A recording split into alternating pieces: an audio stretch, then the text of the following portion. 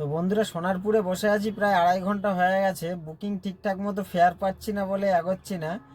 সামনেই একটা গাড়ি ছিল, মধ্যমগ্রাম বাজলো এক্ষুনি। 701 টাকার ফেয়ার ছিল। 44 kilometre drop, 2 kilometre pick up.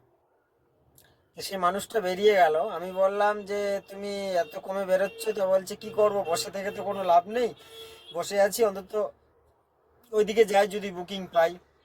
আমি বললাম একটু বাড়িয়ে বলো অন্তত ফোন করে। তা বললো না, ফোন করে বাড়াতে বললে ক্যান্সেল করে দেবে।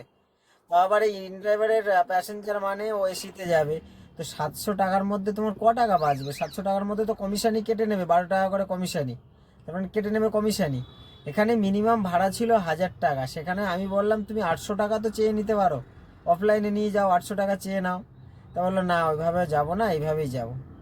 তো মার্কেট কখনোই উঠবে না, এরকম ভাবে গাড়ি চালালে কখনোই উঠবে না, আশা করা যায়। কিন্তু এই যারা যারা নতুন নতুন এসেছে, এ তো বললো আমি বেশি দিন গাড়ি চালাচ্ছি না, 1.5 মাস হচ্ছে, 1.5 মাস গাড়ি চালাচ্ছে, ওই জন্য বুঝতে পারছে না। তো চলো, পরের ভিডিওতে দেখা হবে। এরকম করলে আর মার্কেট উঠবে না কখনো। নতুন ড্রাইভাররা তো সাবধান হও।